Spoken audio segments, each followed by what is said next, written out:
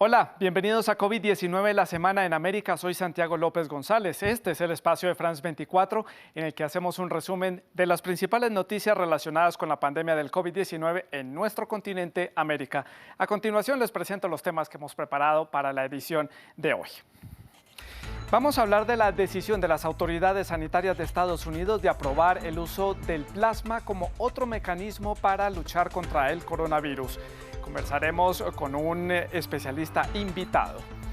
A partir del 1 de septiembre, varios países de la región de América Latina comenzarán también a levantar de manera escalonada las restricciones impuestas para combatir la pandemia. Esto incluye la reactivación comercial y social, pero con algunas restricciones. También la reactivación de los vuelos comerciales, las clases presenciales, entre otros temas. Vamos a ver entonces cómo va evolucionando dependiendo de los casos. Y les contaremos la historia de Tito, una llama peruana cuya sangre está siendo estudiada para buscar otros medios alternativos para desarrollar mecanismos que permitan también combatir el coronavirus. Tito y su aporte a la ciencia estará al cierre de este programa. Vamos a comenzar entonces. Ya lo decíamos, la Administración Federal de Alimentos y Fármacos de Estados Unidos, la FDA, autorizó el uso de plasma convaleciente como una terapia para tratar a los pacientes que tienen COVID-19 tras haber sido probado en unas 70,000 personas en Estados Unidos. En nuestra región, algunos países, como por ejemplo Costa Rica, han avanzado ampliamente en su estudio y también en su uso.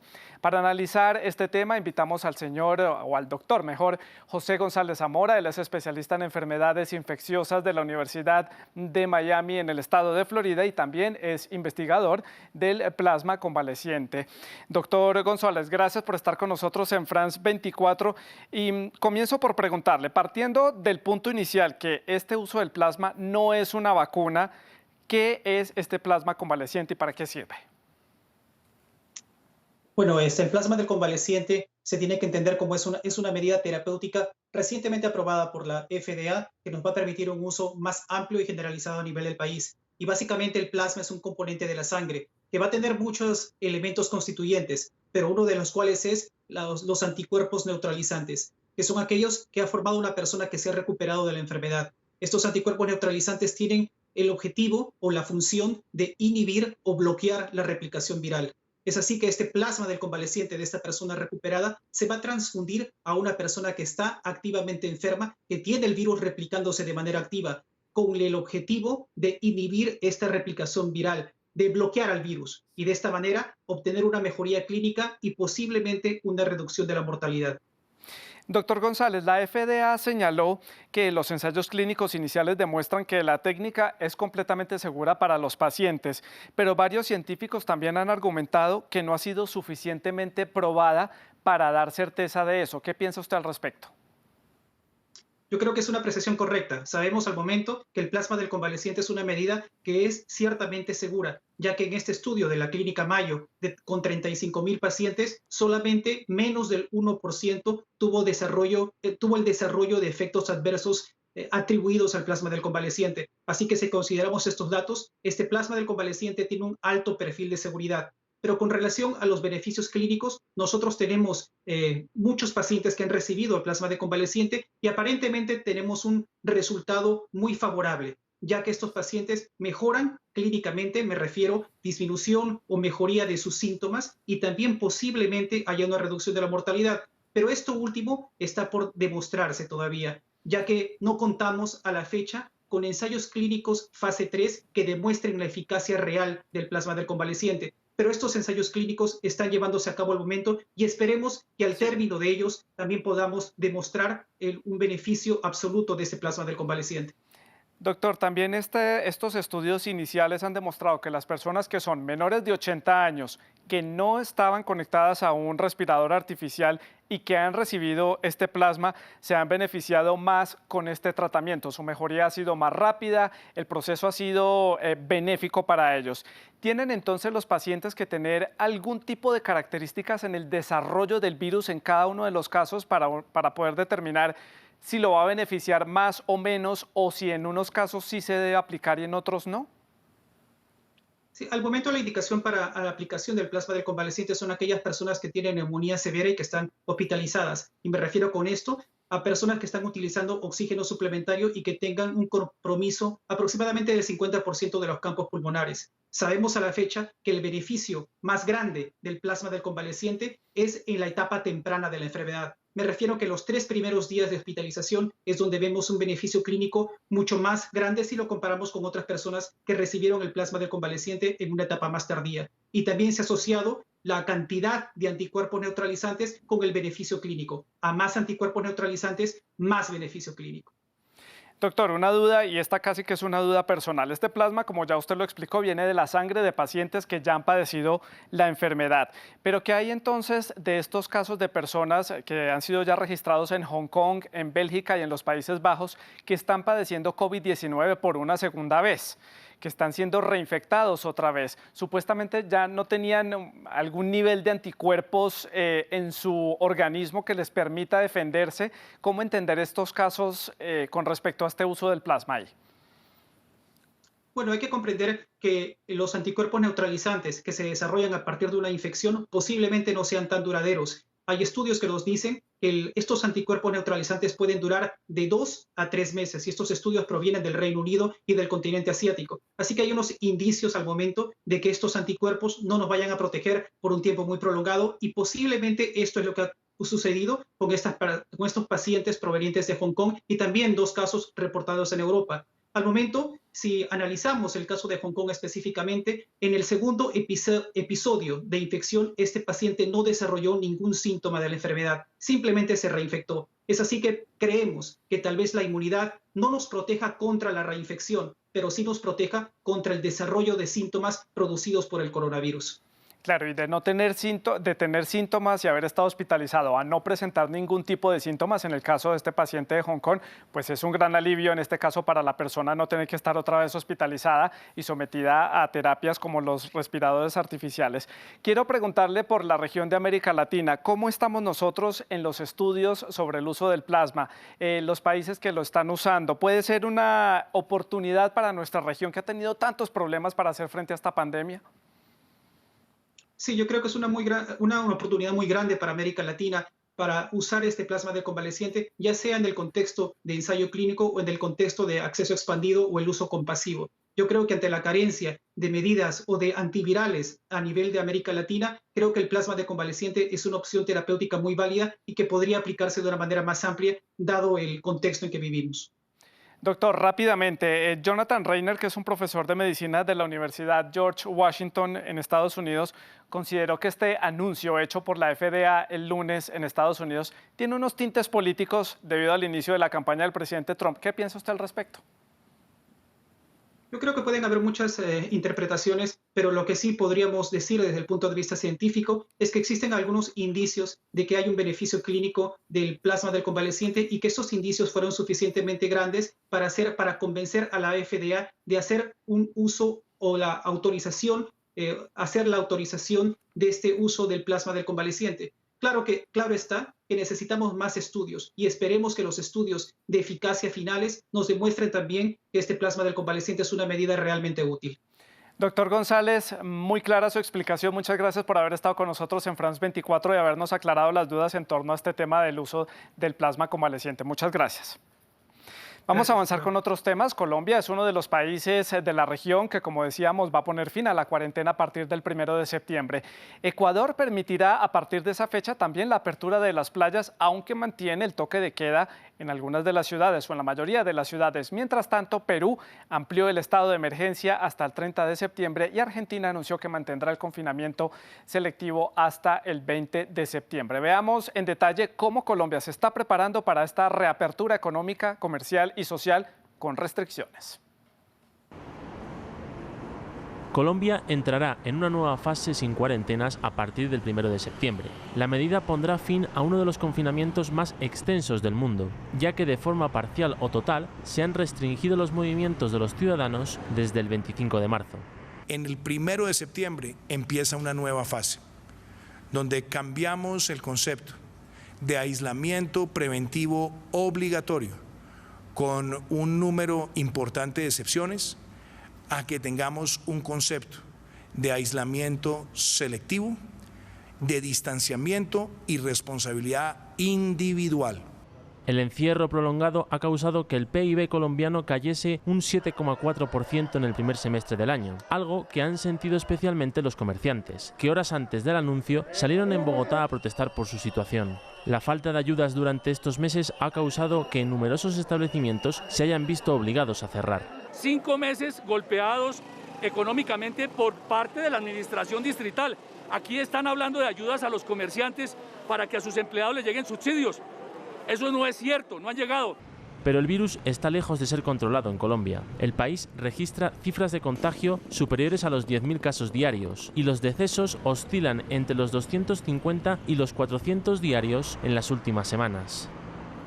Pues ya lo veíamos, en Colombia, pese a las dramáticas cifras de contagio, las cifras de fallecidos y recuperados han comenzado a mejorar y eso es lo que ha permitido a las autoridades levantar parcialmente la cuarentena. Vamos a conocer también cómo está la situación en Bolivia. Vamos a comenzar hablando con nuestros corresponsales destacados en estas dos ciudades, en Bogotá y en La Paz, para analizar la situación. Comienzo entonces con Lluís Muñoz en la capital colombiana.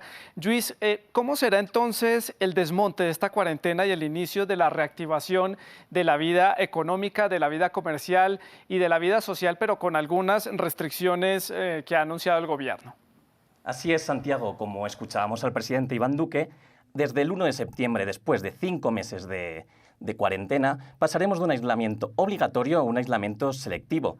¿Qué significa esto? Pues que prácticamente todas las actividades se podrán desarrollar, excepto aquellas que tengan aglomeraciones, que supongan aglomeraciones como los eventos deportivos masivos o eventos también musicales como conciertos.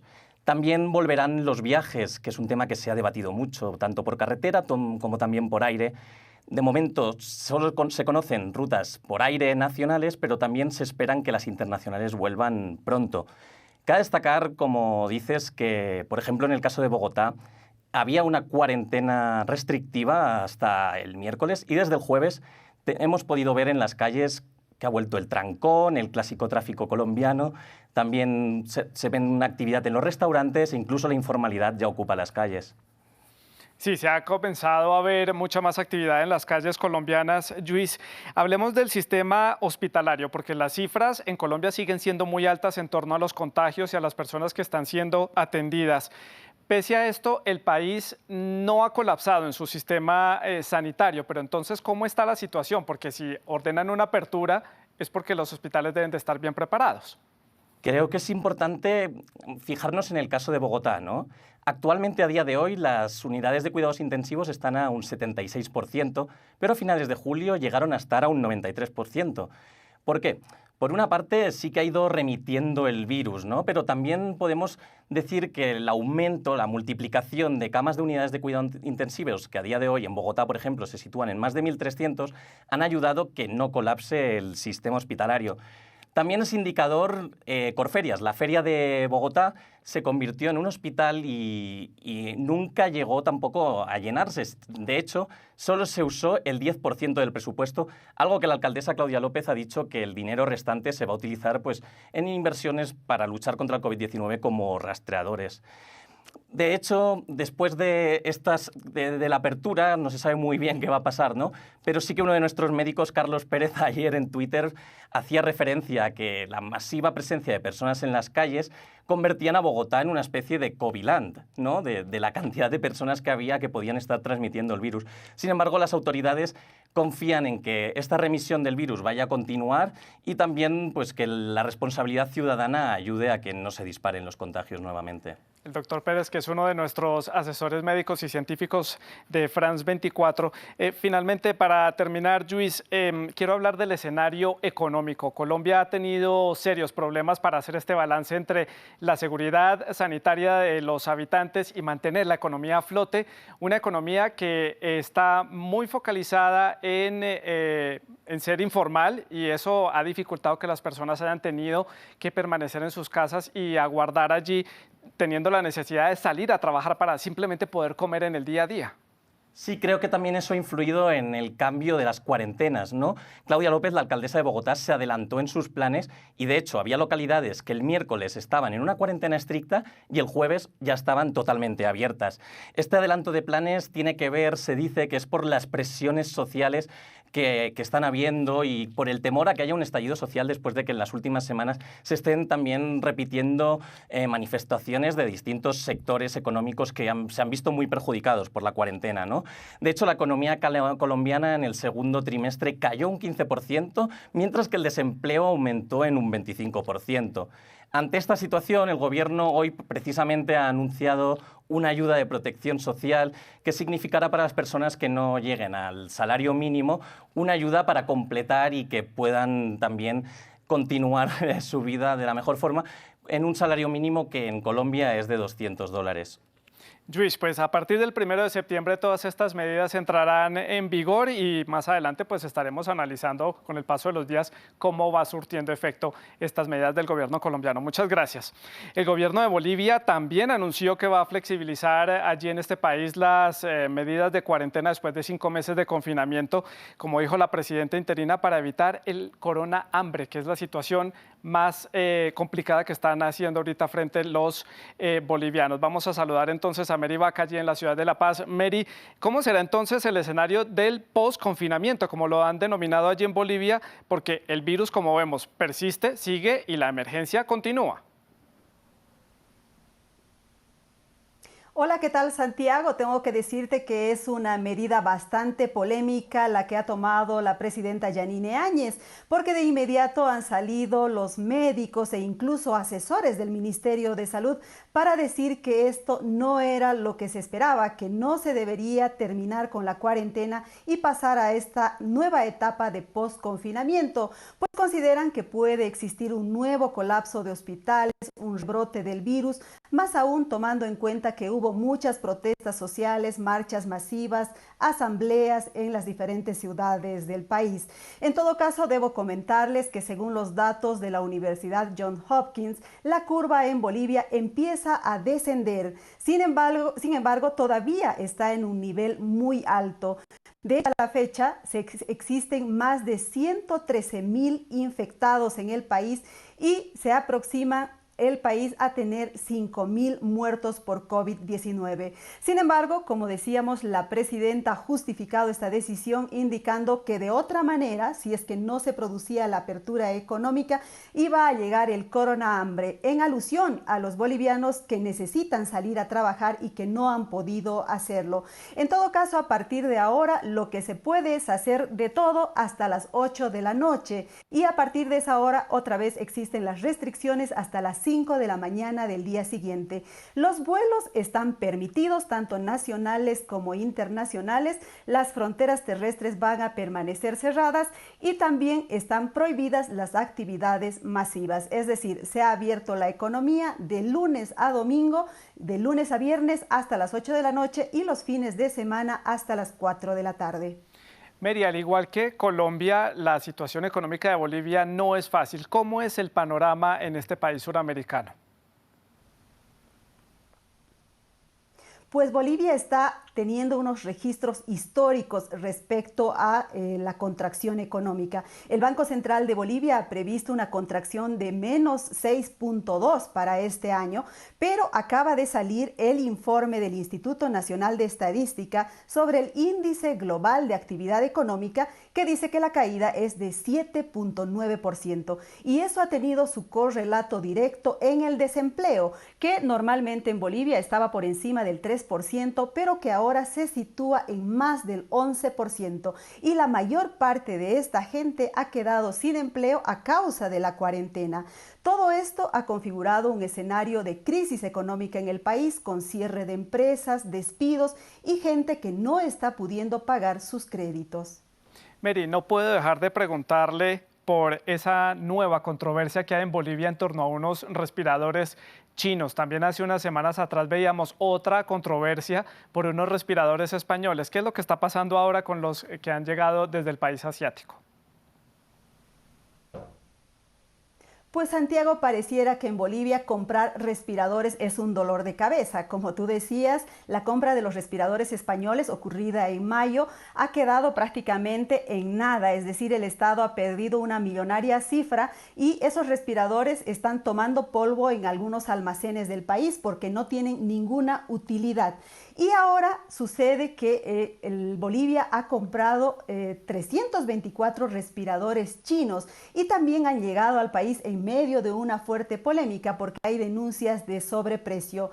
Según el gobierno, se ha pagado más de $35.000 por cada uno de esos respiradores, pero también ha reconocido el propio ejecutivo que esos respiradores tenían un costo no mayor a $18.500. En todo caso, la justificación del pago adicional es que se ha tenido que cubrir costos de pasajes, impuestos y además de instalación. La polémica está servida porque además los médicos que están usando estos respiradores han señalado desde diferentes partes del país que muchos de ellos presentan fallas y que no están sirviendo para tratar a los enfermos de COVID-19. En ese marco se han presentado ya 2 demandas penales, otra vez en contra del gobierno, por haber comprado estos respiradores con supuesto sobreprecio. Mary, pues seguiremos también atentos al desarrollo de esta polémica. Muchas gracias por este reporte desde la ciudad de La Paz. Y esta semana unos 24 millones de estudiantes mexicanos retomaron clases virtuales después del receso de verano. El gobierno federal ha dudado en considerar el escenario nacional como seguro para poder decretar la apertura de las escuelas y las clases presenciales. Por este motivo, apostó por un ambicioso programa educativo que es transmitido por radio y por televisión. Un reto muy grande para esta nación con 60 millones de personas que están bajo el umbral de la pobreza y que no tienen acceso a tecnología y mucho menos a conexión de Internet. Esta semana millones de hogares mexicanos encendieron temprano su televisor, pero no para ver noticias. El aparato que el 93% de los mexicanos tiene en casa esta vez proyectó algo que nunca antes había transmitido. Clases para cerca de 30 millones de estudiantes de escuelas públicas que permanecerán cerradas al menos hasta fin de año debido a la pandemia. Pero esta primera semana ha sido un caos para maestros, estudiantes y profesores. En la televisión pues no contamos con el sistema, por ejemplo, en canales que se está dando cursos, entonces no contamos con esos canales. El gobierno mexicano apostó por un ambicioso plan educativo en línea en el que se planteó grabar un programa completo para todos los grados escolares, ya que según el Instituto Nacional de Estadística y Geografía de México, solo el 56% de los hogares tiene acceso a Internet. Pero aunque el gobierno dijo haber capacitado a más de 1 millón de profesores para esta operación, la falta de recursos de algunos maestros y estudiantes y las fallas en infraestructura y señal en algunos de los territorios más alejados despertaron las dudas sobre si el programa funcionará en un país con cerca de la mitad de sus habitantes en situación de pobreza. Y ahora sí en casa pues va a ser peor la cosa, pero pues a ver qué aprende, ¿no? Pero sí, como que sí da tristeza que pobres niños no puedan ir a la escuela. Algunos expertos señalan que estos obstáculos podrían disparar la tasa de deserción escolar, una preocupación que parece estar respaldada por la ONU, que advirtió que México podría retroceder a un promedio de 13 años de escolaridad por persona debido a la pandemia.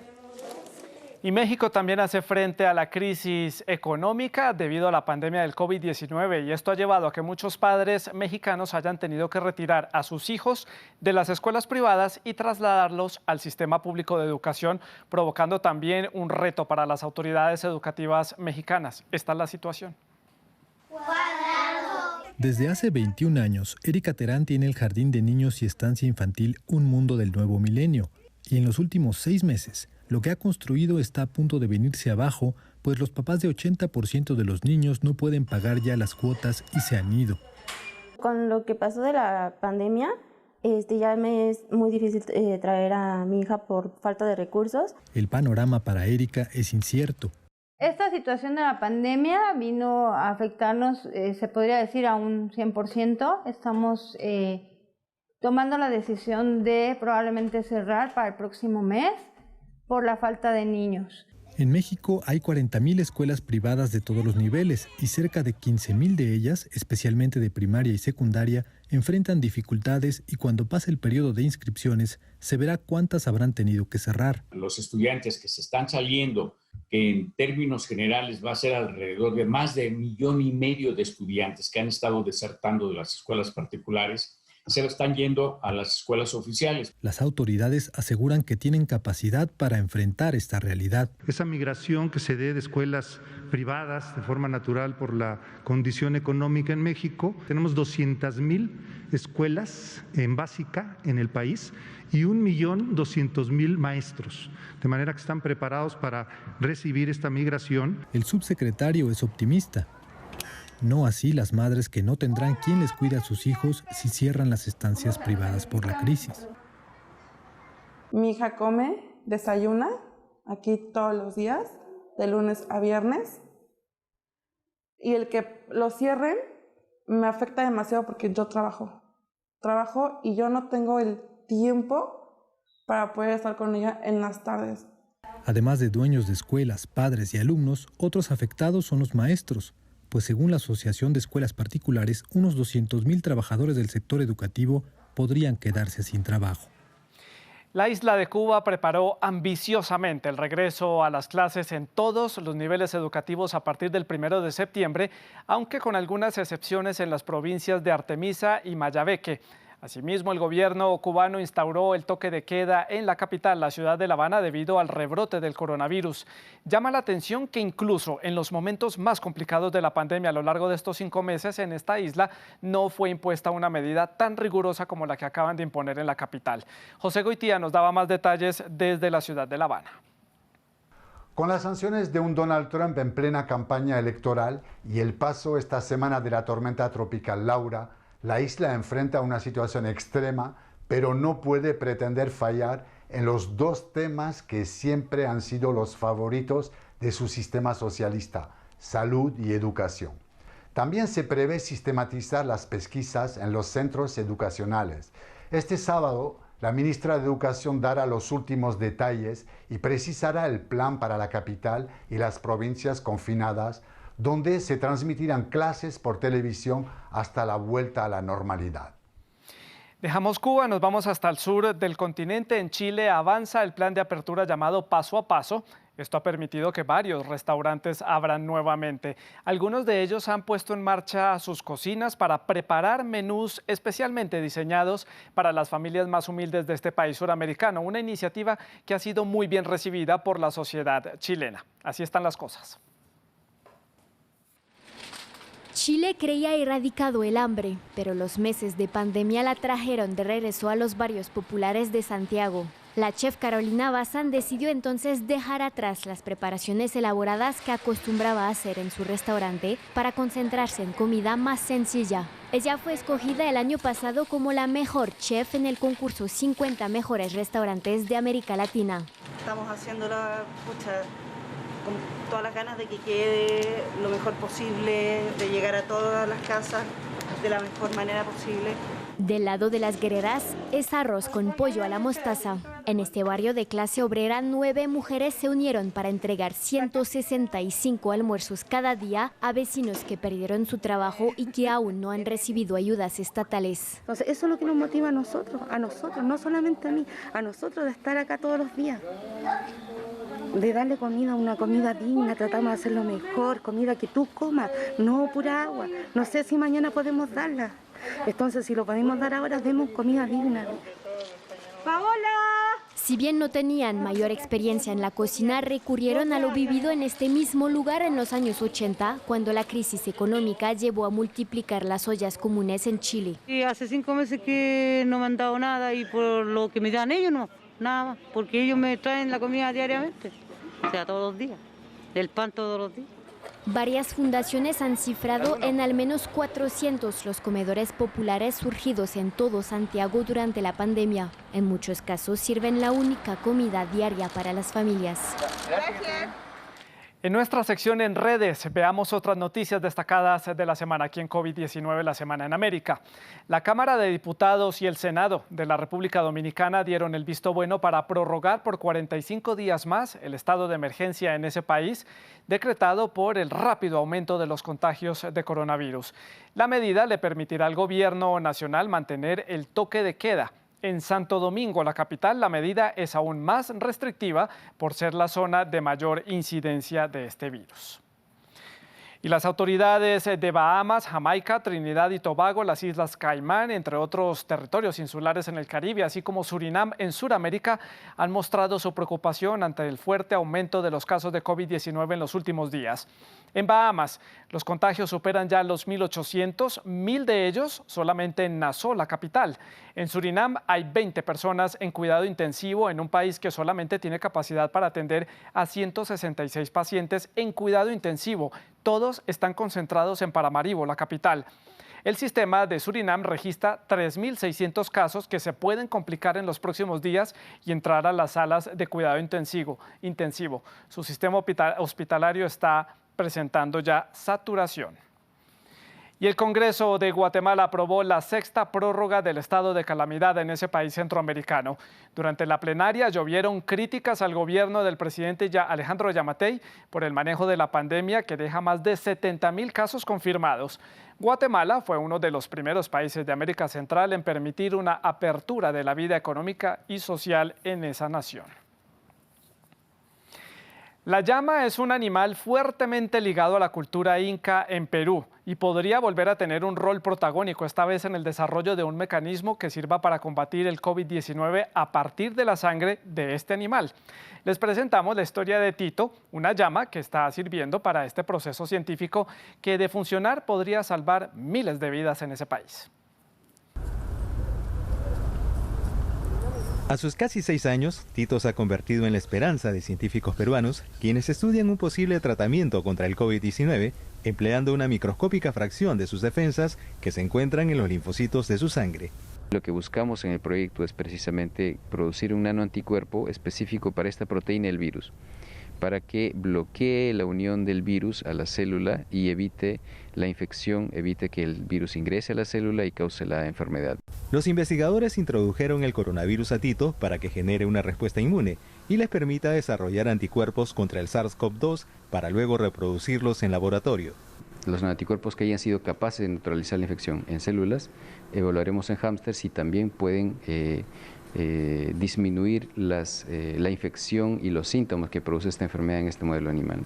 El proyecto se encuentra en una primera fase. Va a servir para separar esas proteínas adicionales. Y aunque se requerirá probar su eficiencia, los investigadores peruanos son optimistas en conseguir resultados favorables. El camélido sudamericano ha sido estudiado en experimentos del VIH y la gripe, y su eficacia contra otros coronavirus, como el SARS o MERS, ha sido probado. Otros modelos animales no producen estos nanoanticuerpos, ¿no? Entonces, esa es la razón por la cual diferentes investigadores, grupos de investigación, usan camélidos, como la llama, alpaca o incluso otros que no tenemos aquí. En el antiguo Perú, la llama fue un animal con mucho valor simbólico y de gran utilidad. Hoy, la ciencia revaloriza sus cualidades. Tito es una de varias llamas bajo la lupa de científicos de Inglaterra, Bélgica y Estados Unidos.